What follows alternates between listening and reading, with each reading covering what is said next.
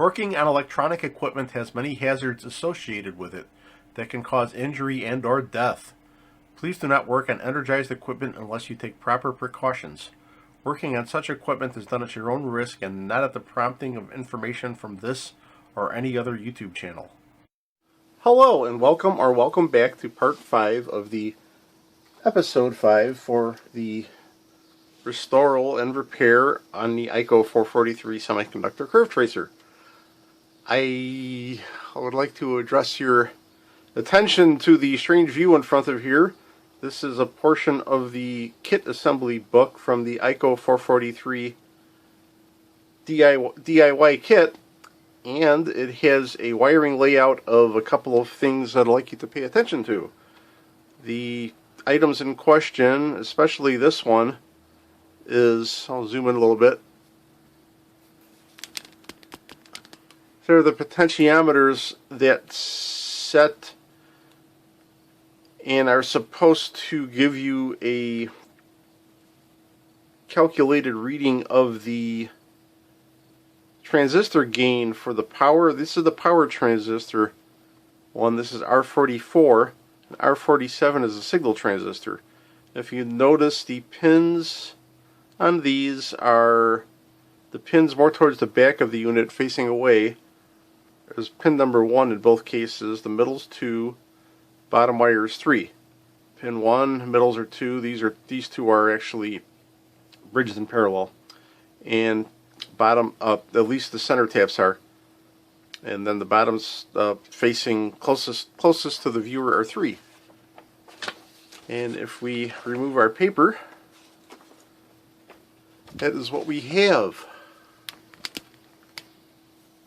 There is a termination. There's no termination on pin 1. Pin 2 has a termination. Pin 3 has a termination on R44. R47 is pin 1 has a wire on that one. Pin 2 has the center tap, and then pin 3 does not. And part of the kit instructions I have. This has the completing wiring from the PC board, blah blah blah blah blah blah, and transformers. This is all the details on things. On R44, terminal number 3 is supposed to have a wire that goes to switch deck 2A, connector 7. That's supposed to be a red wire. I'm not going to discount that because that seemed to function for the connection, seems to be proper, but the practical adjustment and measurement does not. So it's supposed to be a red wire on 44.3, which it is. On 47.2, it is supposed to be a blue wire. Well, this is also S1 and S2, I guess. On the since this is a double, S1 would be the top, S2 would be the bottom. 47.3 green wire to 47.2. So that one is correct. Going off to, no, there's still no designation between there. There's a R47.1 S1, that's a green wire. R47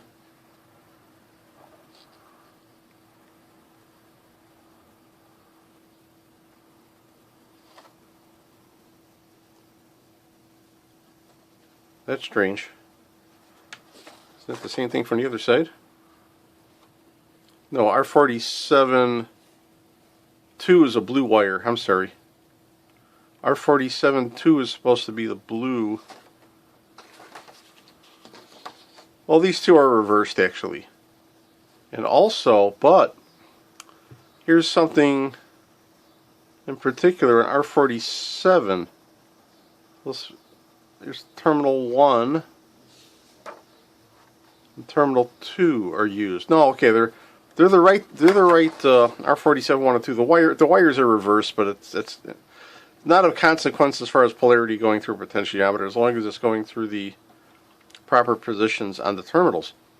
And I'm just verifying to see that it's assembled something like the kit. I mean, the person that wired these didn't feel the need to cross the wiring over, probably. That's why they did it like they did. That's what would have happened. The wiring would have crossed over. It's no big deal. The R47-2 is supposed to be a blue wire. We're looking at R44-3. It's supposed to be a red. Okay. And there's also a brown involved in there. I'm not sure if I found termination for that, but I'm pretty sure they're supposed to be tapped on top of each other. The other one on R44 is supposed to be connection number 2. It's supposed to be a black. And there is a black wire going to down there and bridge to both of them. This one in particular, though, I am interested in seeing if reversing the side of the potentiometer that the red and the brown wire are connected to, if it makes more sense in correlation to the measurement, the proper measurement of the gain on the transistors. So what I'm going to involve myself in for going forward is just doing some unsoldering and resoldering of those connections, and then hook everything back up and do some testing.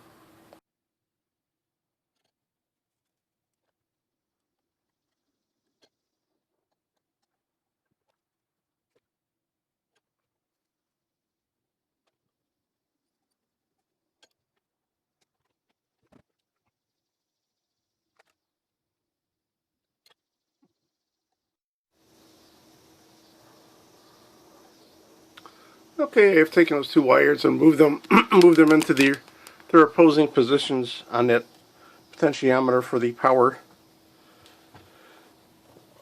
beta. Just to see how it acts. If you notice, that was the outermost of the potentiometer controls. The one missing is black on there. So I'm going to go through the effort of hooking the oscilloscope back up to it, getting things calibrated once more, and check those same two transistors I did last time and see if the behavior changes at all.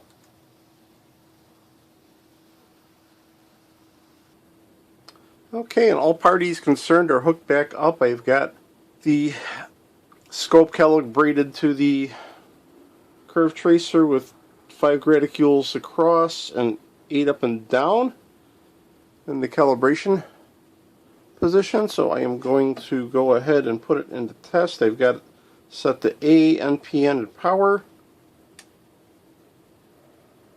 And I've got a little bit better setup on the scope for some reason today. I've got the trace actually makes a lot more sense and looks better. I also went through the trouble of inverting the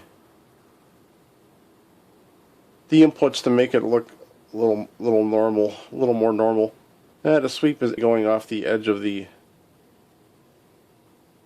usable trace for the scope because it does square the screen off in the XY mode. It doesn't give you that extra little width of display.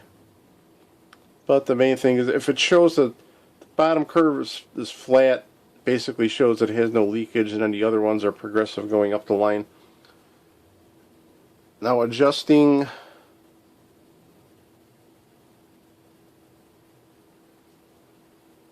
this guy here, and this is the transistor that has, besides having not too great of a connection in the socket, it has the higher gain out of the two. And according to this, the setting on the knob is just about 140 for the gain on that one. So we're going to switch over to what should be the lower gain transistor. And if you notice, that one's gone off the screen, and adjusting the gain control down brings it back into the full height at about 100. So it definitely shows that this has a lower gain, lower beta. So that modification to this unit makes more sense now. isn't an accurate measurement of the beta on these. You couldn't really say it is. I'd have to run it up against another more accurate curve tracer, and I do have a few more, but I'm not going to play with them right now. But this definitely makes more sense as far as judging a transistor to be of a lower and higher gain. So in essence, that particular potentiometer is wired backwards.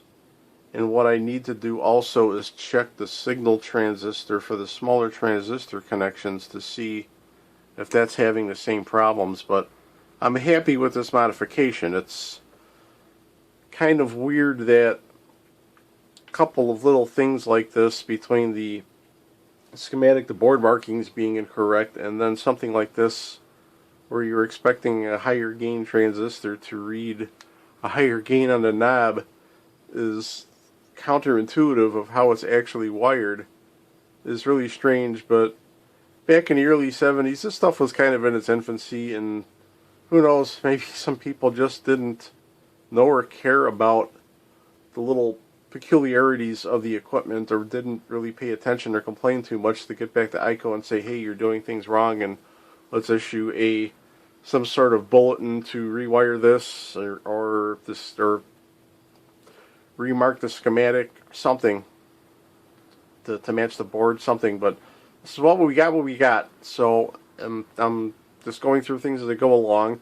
I'm going to take the time to pause the video for a bit, get some signal transistors of some varying gains, and check those as well against the knob here. And if it shows the same peculiarity on the signal transistor gain knob as it does on the power transistor gain knob, I might go through the trouble. I will go through the trouble of rewiring that one as well.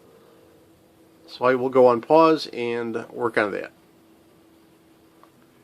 And in order to get some signal transistors tested of varying gains, I am going back to the cheesy quasi-pseudo overseas reference tester that a lot of people have that are readily available, and seems to work and do something, so we're going to go with it. So I've got a 213904 rigged up in here with the pins 1, 2, 3 for emitter base collector. This particular one is testing with a gain of 215. Pin 1 is emitter, pin 2 is base, pin 3 is collector, and it is an NPN.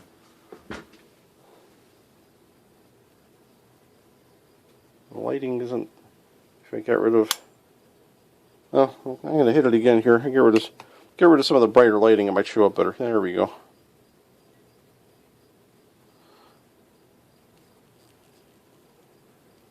I am zoomed in on it. Could get closer, but we're doing okay, I guess. So we're going to go with that. I'm going to label this one. This one's emitter for pin 1. Pin 1 is my black on the flat side, so I'm going to go with that, and I'm just going to mark that as a 215, just so I have a clue of what's what here. And this is pin 1 was the E. Boy, figures you can't get a Sharpie to work when you want it to. I left the cap off at just a few seconds too long, and it dried out on me. Oh boy. Well, I'm just going to have to remember that. This is the emitter. I'm going to put this guy in my tester jack. The emitter is on the left for number 1.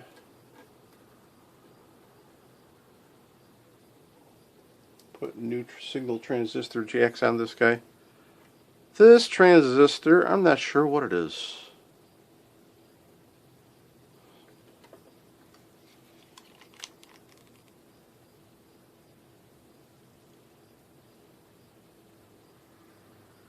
Got a 4124. This one was a pull out of all things, out of a compact fluorescent light bulb base. So I'm going to go with hopefully the same connection scheme and see what happens. I'm not even sure if this is an NPN or a PNP. I didn't really sort these well.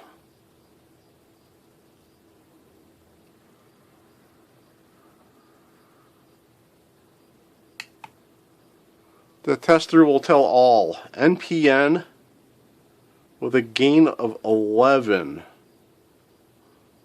So I'm going to hit this one again here.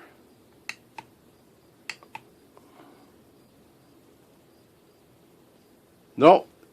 I mean, if that doesn't show a disparity in gain, I can't say what would. On this one, the collector, my green is number 3, or my emitter. My base is number 1 in the middle. My base. Okay, hold on. Let me sort this in my head again. Figure out how this has to go in. My collector is 2. Collector's the middle pin, and the base. Okay, I gotta go collector, base, emitter. Okay, I had to come up with an unorthodox solution for the connection here. I had the odd pin out in that socket wasn't very handy to get it configured into position, so I had to use an extension cord off the emitter banana jack, but got it done. Might need to hook up something more universal. And lo and behold, what I'm finding out is the signal transistor gain adjustment here. I've got it set down to a minimum of 15, which seems to, in this case, it does increase the size of the trace. It's down as far as it'll go to its lowest value. That increases the size of the trace. Any move up from there would mean a higher gain transistor would be needed in order to get the full 8 height graticule.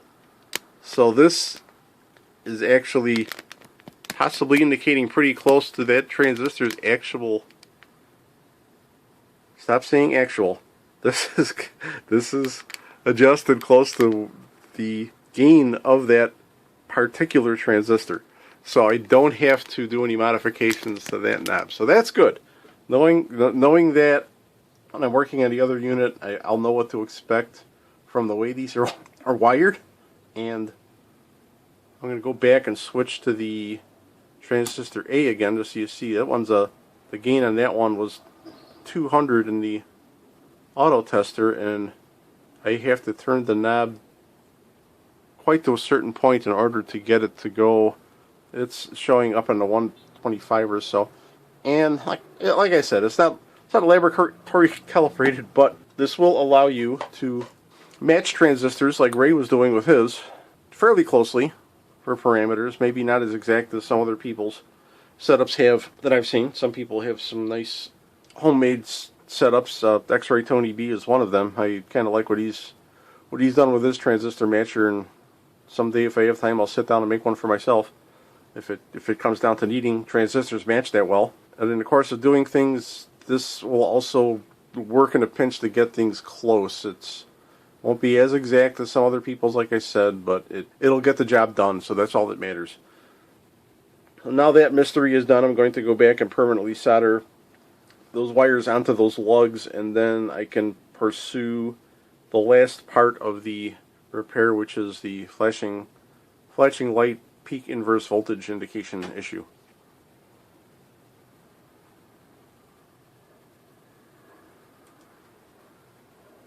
Before I discuss too much more about what I'm going to try to achieve, I'm going to go into a little bit of the practical operation and theory of a neon lamp relaxation oscillator. There is a good example of it on YouTube, on a fellow YouTuber, My Project Box's site. He has, I'll put a link in the description on it, and in this particular example, he demonstrates basic DC operated with a diode in line and a current limiting resistor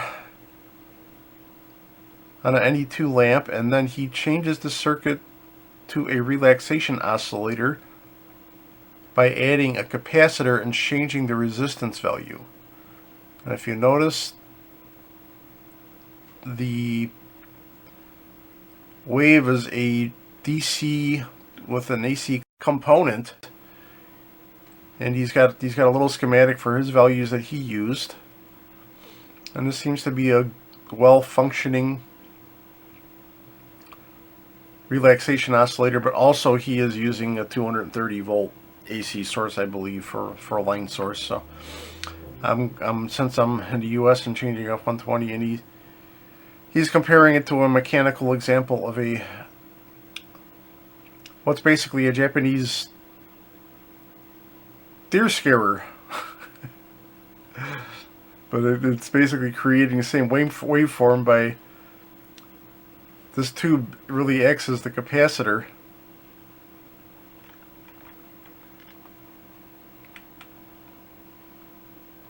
Fills up and then the lamp discharges it. The lamp is the tipping mechanism that discharges it, and then the water flowing in is the current flow through the resistor. So that's a good practical description, mechanical description of it. There is a lot of information available in a pamphlet that is online through quite a few sources. I looked. All I did is find the GE neon lamps 1965, and there is a glow lamp manual, 30 circuit second edition. It's an open scanned book page form, so it's 2 pages per PDF page. It has what amounts to 14 pages of information on relaxation oscillators. It gives a good description and good basic circuits on them, basic sawtooth oscillators. And in here it gives a single cycle of a typical sawtooth output, gives you all the math on it. It gives you a waveform of what you are most likely to see on a typical sawtooth output with the capacitor. In this case, they have the capacitor in parallel with the resistor.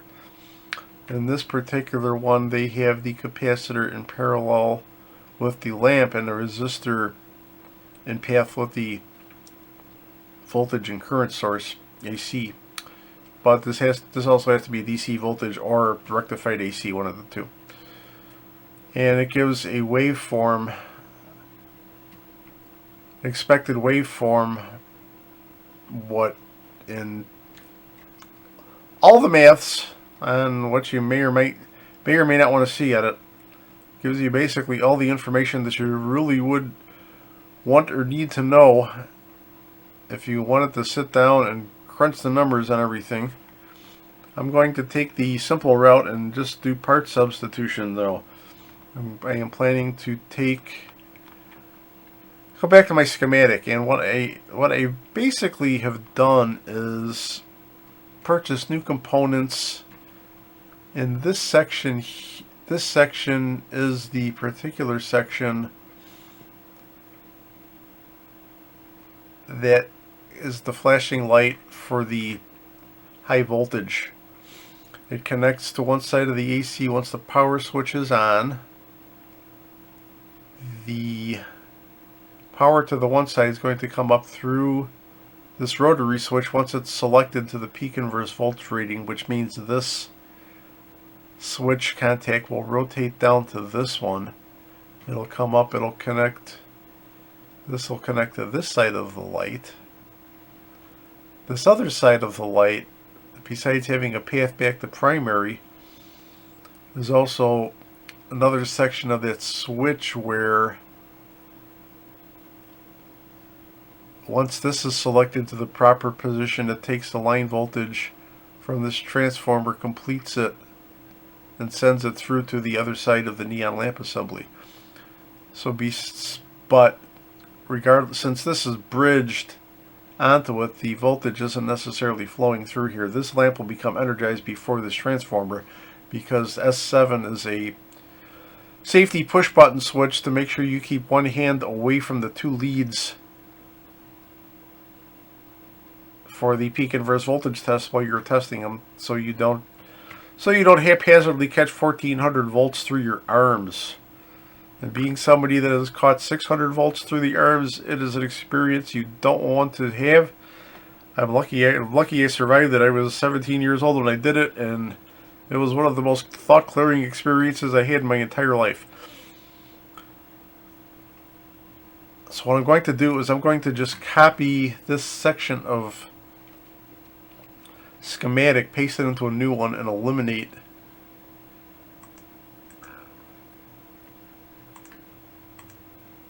a lot of stuff. I have to go to my tool menu, rectangle select. I'm going to disregard these switches here and just take this down to its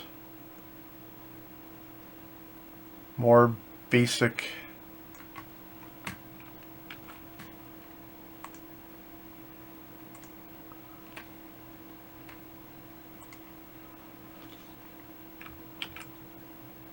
Okay, I'm going to take this down to its more basic components and just complete those. Eliminate some stuff along the way here.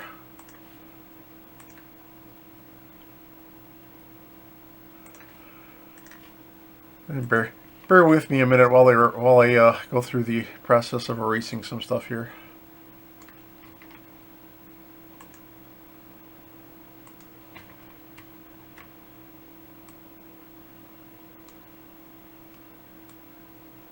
Some people make this look so easy. I'm not one of them.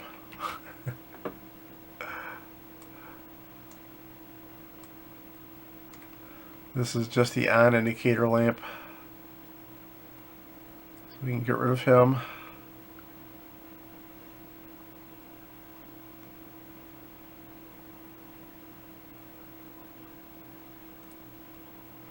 And this power to the peak inverse voltage adjustment also doesn't apply at this point.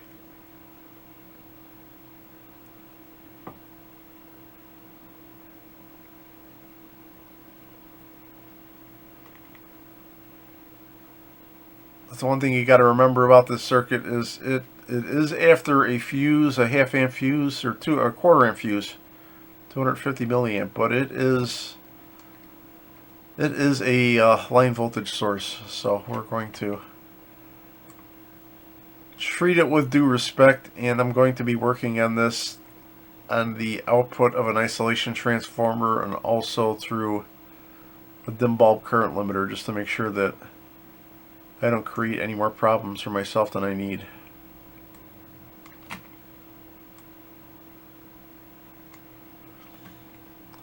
So once I recomplete this line, gotta select black again and create a line from here to here. Probably make it a bit thinner.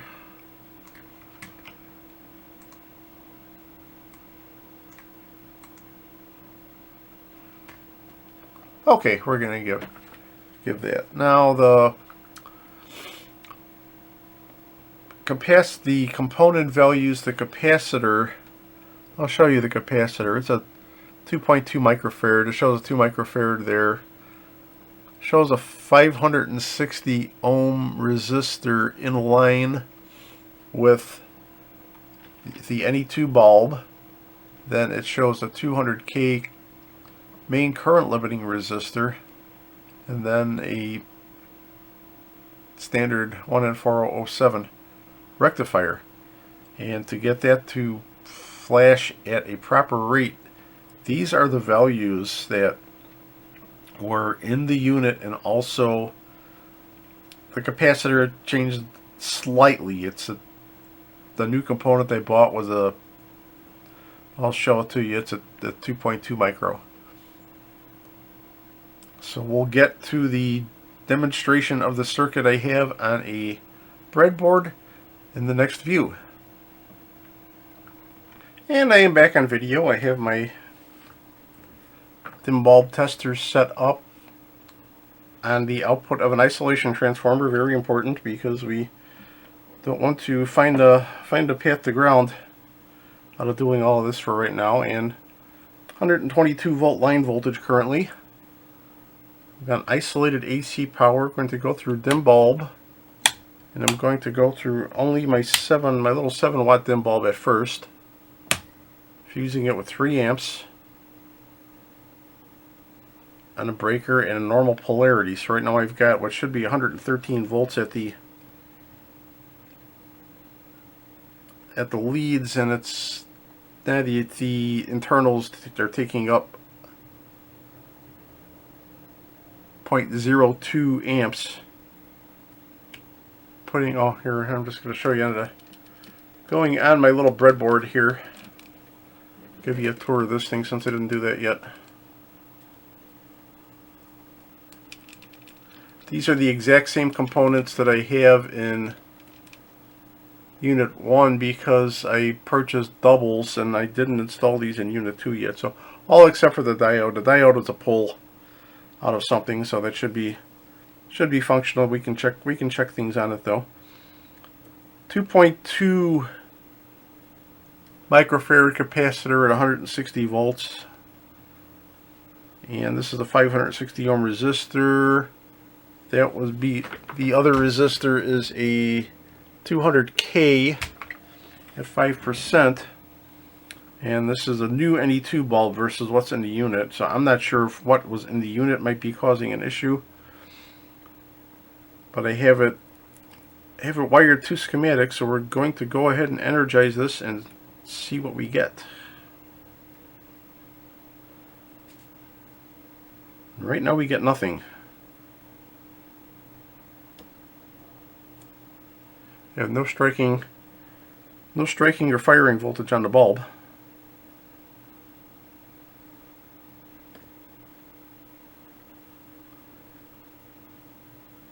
Oh, part of my problem is this lead is totally isolated here. I think I have to change it and just go.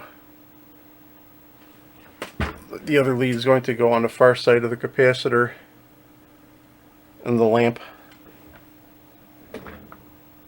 connection. That was just an open connection there.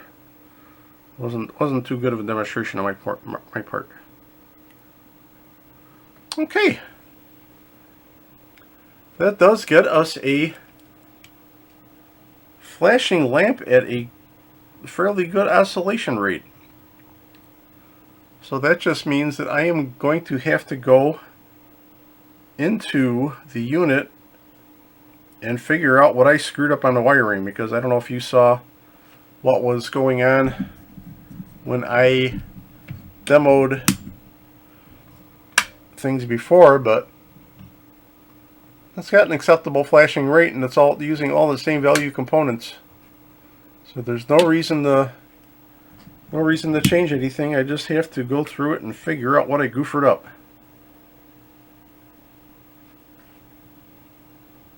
And we're going to get back to some troubleshooting basics, and pardon any background noise. That sounds like a lawnmower you might hear because my neighbor is currently mowing his lawn next door, so you'll hear a mower going back and forth every now and then, even though I have windows closed. What I'm going to do is I'm going to take some value measurements on the components on the breadboard and then compare them with what I have in the 443 unit. I do have, since this does work, I can hopefully find out what's wrong by just taking measurements and comparing those measurements to what's in the unit itself. Should be fairly straightforward though, because we have a low amount of components.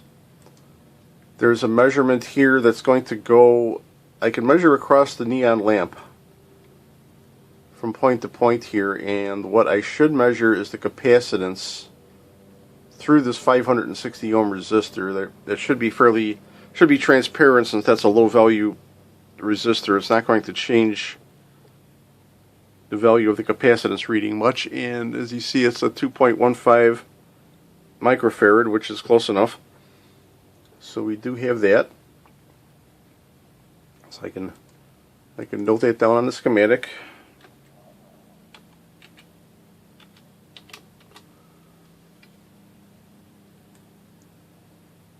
And then of course the 560 ohms is the 560 ohm resistor. That's seeing the capacitor.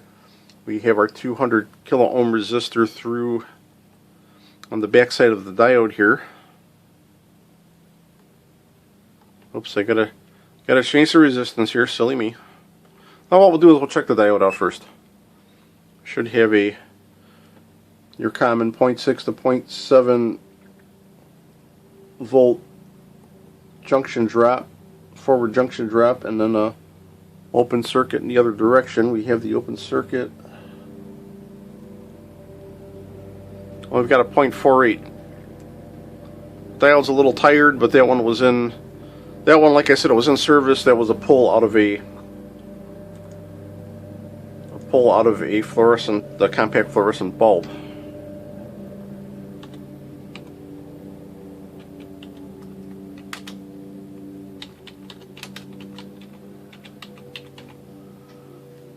So we're going to go with that, and then we can go to resistance, and we've got our 200 kilo ohm, which measures a 196.98, so that one's, we're going to just say okay on that one.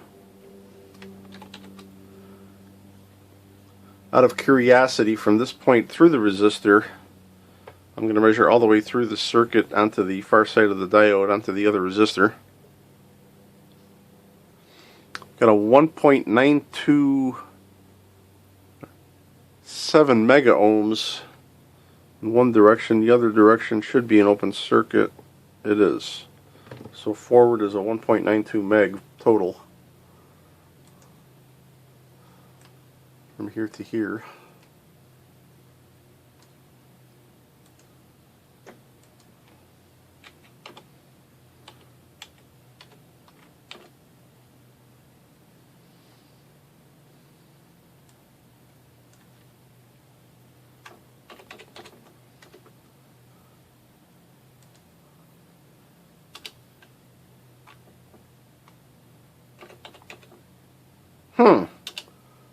I lost my character for my ohms. I forgot.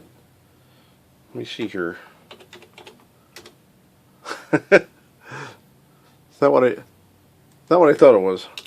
Well, we know it's mega ohms anyway. So what we are going to do is I'm going to stop the video for a minute and clear off my breadboard and bring the unit on here and try to figure out through the terminals in the unit what my component values currently are, to try to figure out what might be going wrong.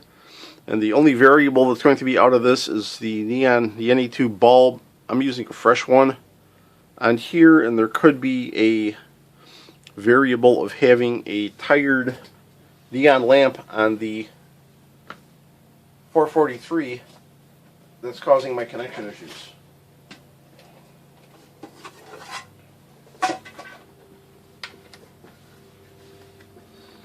Going to take a minute to orient myself within the circuitry here again, so bear with me. Get a little bit of a spacer so I can tilt up and maybe zoom in on things as well. Hopefully it won't slide around too much. And probably get into all of my components are on a rotary switch, this one, and they are using unused binding posts. If you notice, this whole contact area here is all unswitched. It's basically a switch deck where there's no connections to on a rotary switch. The switching is actually done at the bottom of this one, and they just chose, instead of putting another terminal strip or something, to take a switch but not build a deck onto it. So this diode should be my diode, the same one that is in the schematic. So I'm going to check that for its proper conductance value. And it's open one way, and it has a 0.524 volt voltage drop the other way, so it's behaving like a diode. The neon lamp is kind of tucked away The lamp itself is tucked away up here underneath the transformer. And if I try to measure across those leads, which I'll have to get to in a second here. So I get my chalk back up here. I'm getting a little unstable, pardon me. You have to try to get to the two leads of the neon lamp, which one is on, they're both on the terminal strip in different spots, and on that one I'm going to do capacitance. I'm going to change the meter over. And I do have a capacitive value of 2.17. I have a 560 ohm resistor in line with one of those two leads. I have to find that particular resistor. The components themselves, I can give a little view of them. Try to anyways. This gray wire should be connected to a line cord, line 110 volt connection. Has a capacitor going off the other way as well. Goes through the diode. Goes through this one resistor, which is a 220 kilo ohm resistor. It's kind of hard to see some of these, but I can give you a view of them better later. 220K, it's or 200K, it measures out to 193K. That one goes onto a junction of the capacitor also. And then there is another resistor tucked away. Get my focus in a little better here. There is a resistor on the bottom here that goes to the other line connection there, and that is measuring. I'll leave my leads on there so you can see it. I'll try to zoom it out as I leave my leads on.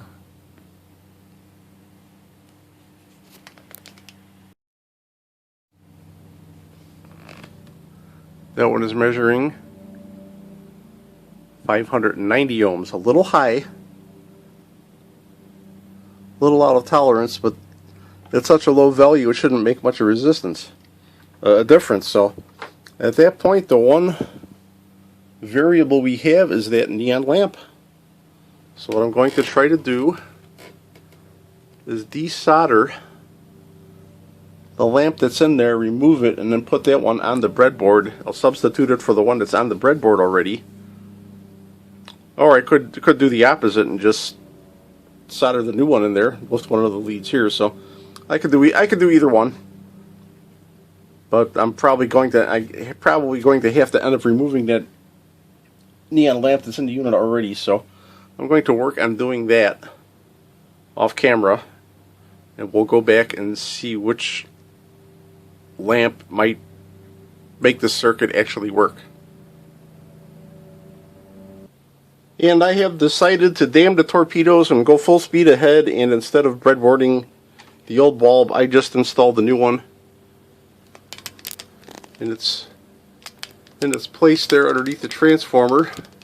Put a little extra insulation on one of the leads, and going to hope that powering the unit up, I have it switched on, I have it set in the peak inverse volt position for diodes, which should energize the bulb and make something happen. So I'm going to turn the circuit breaker on now and see what we got.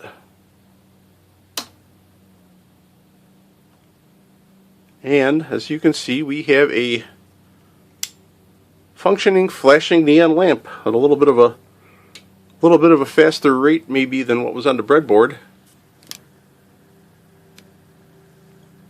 But it is definitely going to give an indication better than what I had. So it was basically an issue with the bulb, and I'm going to not to play around with the Old one, I'm just going to stuff this one into place and call that part of it fixed.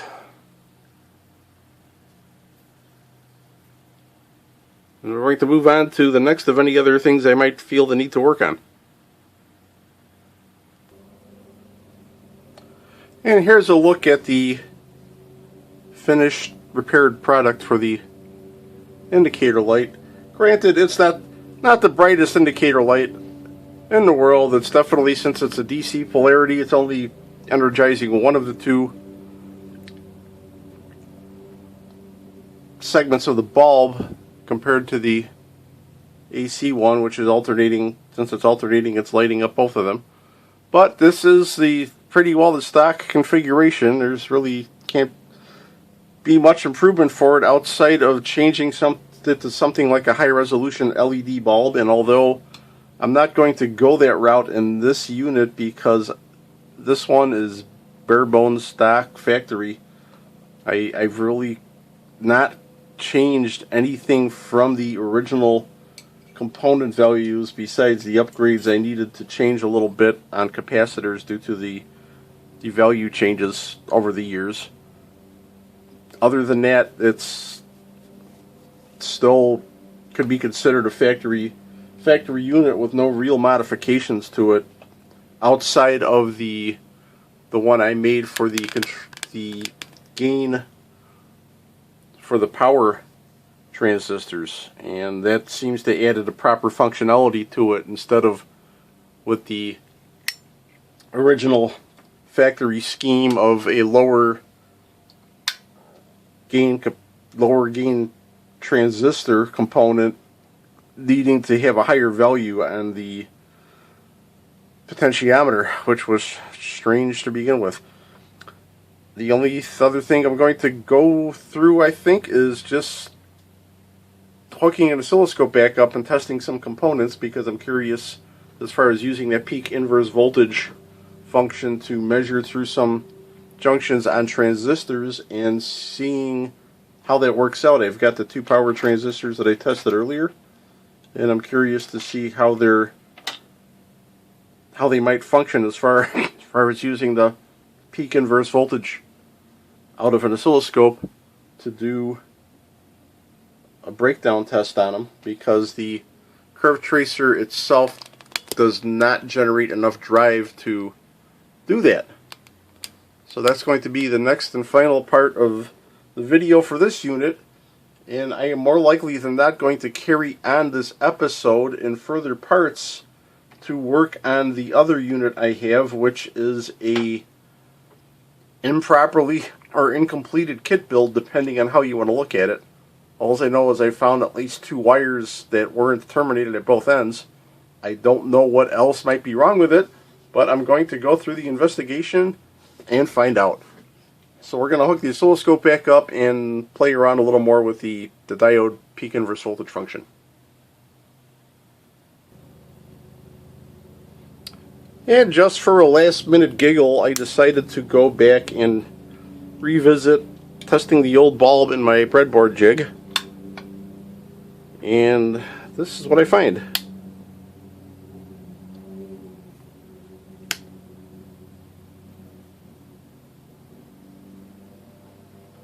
Oh, I find nothing now. It was illuminating a minute ago, honest. Wait, I don't have any power to my outlet. Why is that? Here we go. It just gave me one flash and telling me it's got the indication of a tired neon bulb. What I'm going to try to do is, when I first plugged it in and turned it on, it did flash a couple times, so I'm going to chill the bulb a little bit, see if it changes its behavior. It does not. So this bulb is definitely has a different firing or striking voltage than a new NE2. I could try applying some heat to it, but that would be stressing the other components on the board as well. So I'm gonna leave better off alone, leave it as it is. So this changing the bulb was defective part of the circuit, and it was good substitution. Troubleshooting is good, especially on neon bulbs, because you don't really know how they're going to behave until you actually apply voltage to them, especially if you got one that's old and tired. This one doesn't show a lot of signs of being silvered on the inside and having any dissipation of the electrodes on it, but yet it's just tired. So it's time to take it out of circuit and give something else a chance to work that actually works. Okay, I'm going to go back to setting up the unit for a diode test. I have the manual on the screen I'll jump to, and it'll show you, it has all the information. It says slide power on off switch to on, position high voltage test calibration switch selection to calibration position, rotate function switch to reverse position, and rotate voltage adjust fully clockwise minimum.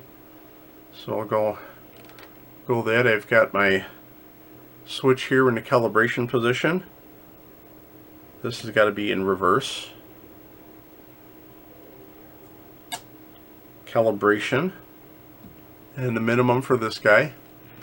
And if you'll see on the screen, I have somewhat of a matching pattern. The only difference is the oscilloscope that I am currently using does not have a 10 by 10 graticule, so I'm half sizing it, and I've gone 5 by 5. This, as you see, the that calls for a 10 by 10, and in this guy you can't really see it as well, but I only have 8 vertical by lots of horizontal, maybe 10 or so or more, but not much more, because when this goes in XY it still restricts the pattern. So I'm going to just work with what I got here and consider everything at half voltage of what it's supposed to be. So looking into that, I have a diode. I have the diode that I was using on the breadboard, jigged up and ready to test.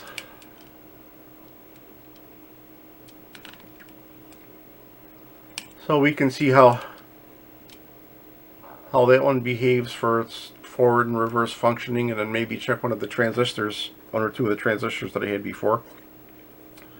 So we're going to try this forward function in the test, and we've got two settings for getting current through it. It's going to be 10 and 100 milliamps per division.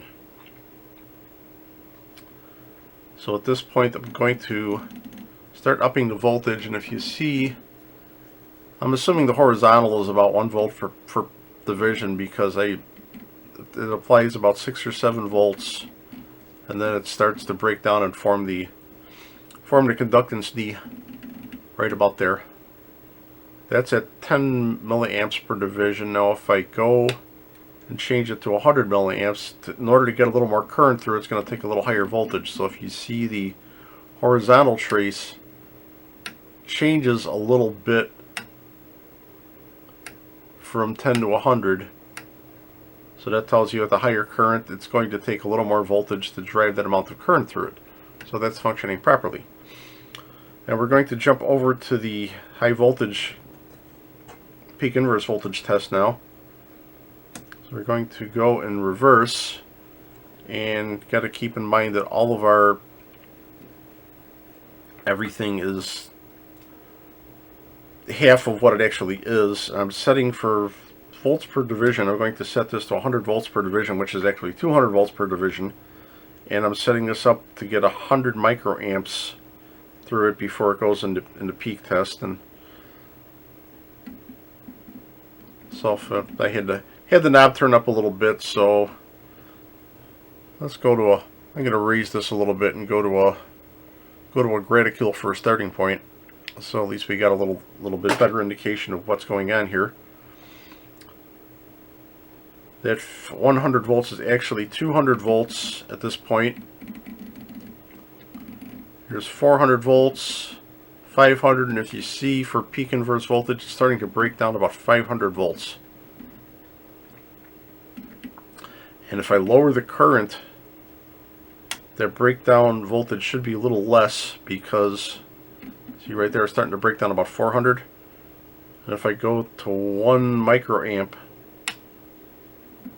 it's actually starting to break down probably about 100 volts. So it's the inverse voltage. If it's sneaking just a little current through, it's starting to break down. So that's actually about 200 volts or so. It's starting to break down a little bit of current, but it's starting to break down 1 microamp, so it's barely anything. So that lets you know that that particular diode is functioning properly with probably about a 400 or 500 peak inverse voltage. So what I'm going to do is I'm going to put in one of the, this is one of the pulls off the ST120. It's an odd numbered part. It's equivalent pretty close to a 213.055. We're going to go base the collector on this one, and we're going to check its forward breakdown first.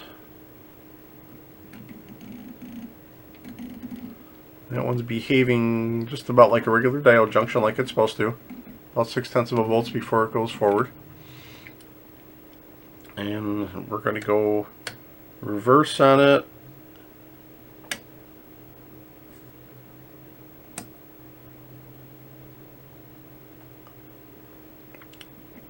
About 50 volts per division and 10 microamps. And this one's got a little bit of a loop to the signal for some reason, but at 50 volts per division, that's about 150 volts or so. It's starting to break down and conduct in the inverse direction.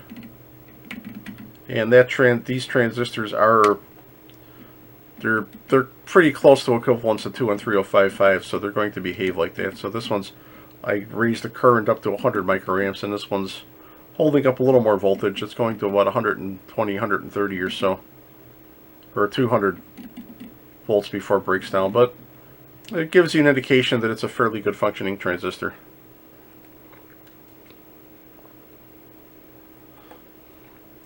And I have the other transistor I had that was a lower gain one out of the bunch. This one was in the power supply section.